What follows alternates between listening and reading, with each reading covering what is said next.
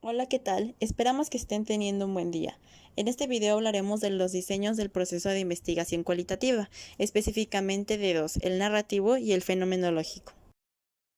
Como introducción, responderemos a la pregunta, ¿qué quiere decir Sampieri con los diseños del proceso de investigación cualitativa?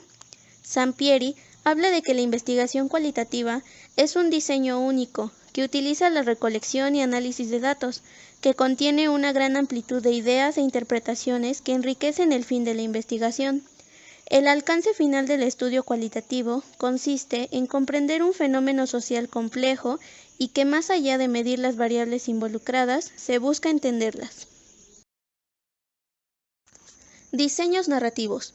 Los diseños narrativos pretenden entender la sucesión de hechos, situaciones, fenómenos, procesos y eventos donde se involucran pensamientos, sentimientos, emociones e interacciones, a través de las vivencias contadas por quienes los experimentaron.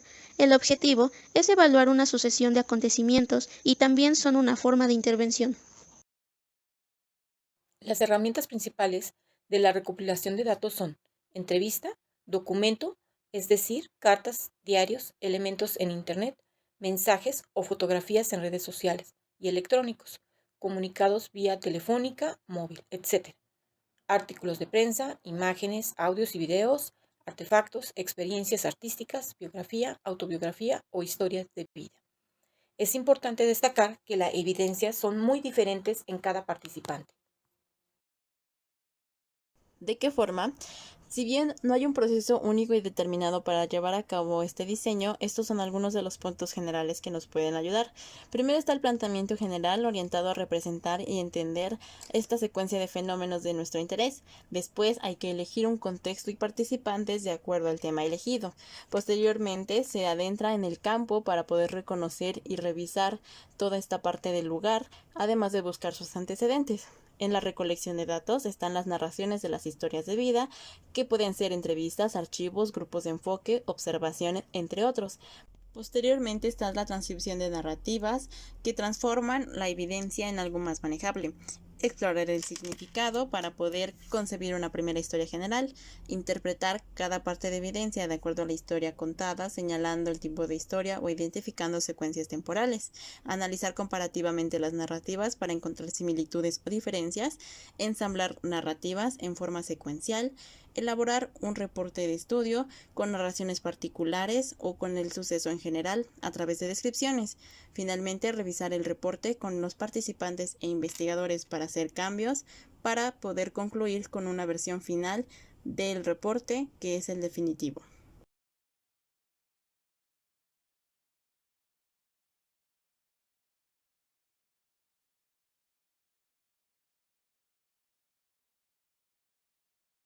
Mertens divide los estudios narrativos en tres: de tópicos, biográficos y autobiográficos. De tópicos son aquellos enfocados en una temática, suceso o fenómeno. Los biográficos y los autobiográficos están referidos a una persona, grupo o comunidad. Sin embargo, en los biográficos no es necesaria una narración en vivo por parte de los participantes, posiblemente por una causa de fallecimiento o por una edad avanzada en donde no recuerdan la historia. Y en los autobiográficos sí se necesita un testimonio oral en vivo de los personajes principales para tener una mejor noción de la historia principal.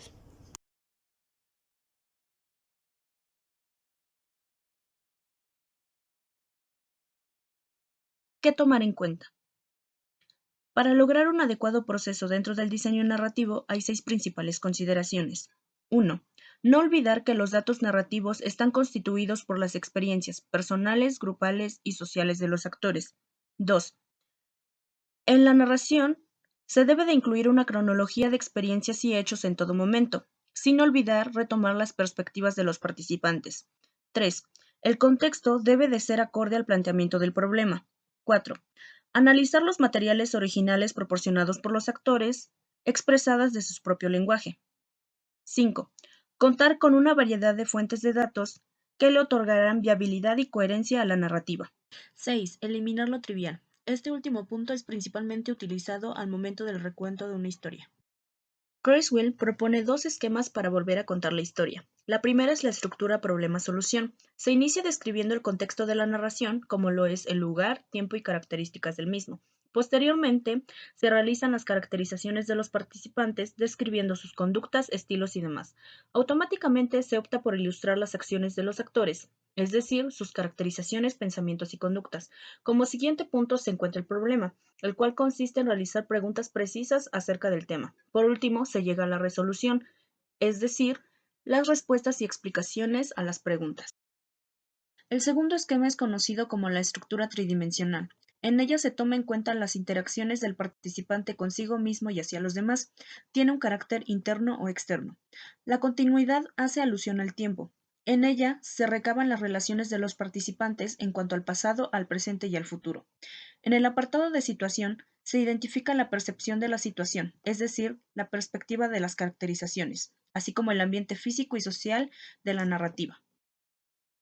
El artículo El movimiento estudiantil mexicano de 1968 en clave latinoamericana, aproximación a las nociones de educación y transformación social, de Andrés Donoso, publicado en 2016, es un ejemplo del diseño narrativo. Este artículo analiza las diferentes valoraciones que tenían los manifestantes sobre el papel de la educación en la transformación social, con base en una metodología histórica y cualitativa, apoyada en fuentes primarias, secundarias y entrevistas a especialistas. Dentro del artículo se pueden ver las características principales de las demandas que se defendían: resguardar las libertades democráticas, preservar la autonomía universitaria, construir una universidad militante y aumentar la participación popular en el movimiento. ¿Qué es el diseño fenomenológico? Este diseño busca explorar, describir y comprender algún fenómeno, partiendo de las experiencias de las personas. Asimismo, busca descubrir qué factores en común o qué diferentes perspectivas se presentan ante alguna vivencia. Puede ser utilizada en diferentes disciplinas, por ejemplo, en psicología, educación, ciencias de la salud, ingenierías y ciencias naturales. Premisas del enfoque fenomenológico. Pretende describir y entender los fenómenos desde el punto de vista de cada participante. Se basa en el análisis de discursos y temas, así como en la búsqueda de sus posibles significados. El investigador confía para lograr aprender de la experiencia de los participantes y contextualiza las experiencias en temporalidad, es decir, en el momento en que sucedieron, el lugar en el que ocurrieron, las personas que las vivieron y los lazos que se generaron durante las experiencias. Para lograr una adecuada recolección de datos dentro del diseño fenomenológico, existen tres principales instrumentos. El primero es la observación. Este sirve para analizar las reacciones de los participantes. El segundo son las entrevistas, que consisten en preguntas altamente formuladas que permitan recabar información. Por último, se encuentran los grupos de enfoque. Estos deben de tener una característica en común, que es haber estado expuestos al fenómeno. Existen dos enfoques de los diseños fenomenológicos.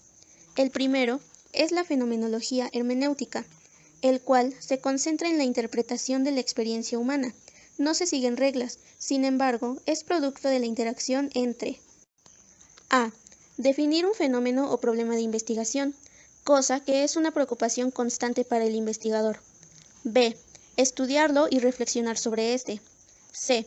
Descubrir categorías y temas esenciales del fenómeno, lo que constituye la naturaleza de la experiencia. D.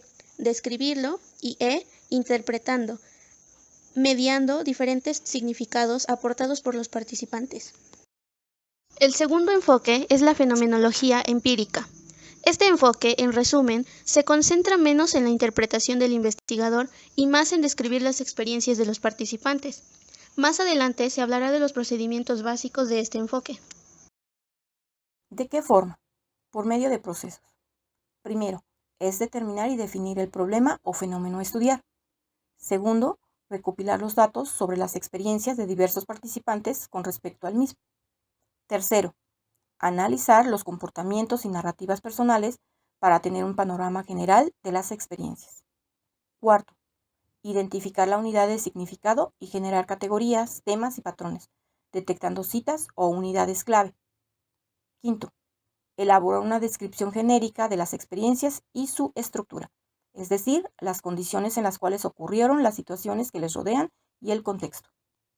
Sexto, desarrollar una narrativa que combina las descripciones y las estructuras, a fin de transmitir la esencia de la experiencia en cuanto al fenómeno estudiado, es decir, categorías, temas y elementos.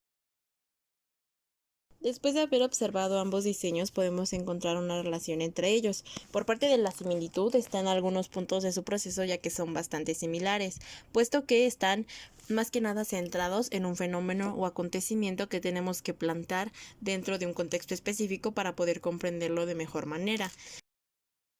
Por parte de las diferencias, podemos observar que el narrativo, como hemos visto, está enfocado en esta conexión de eventos o sucesos para poder crear una historia de forma cronológica y secuencial.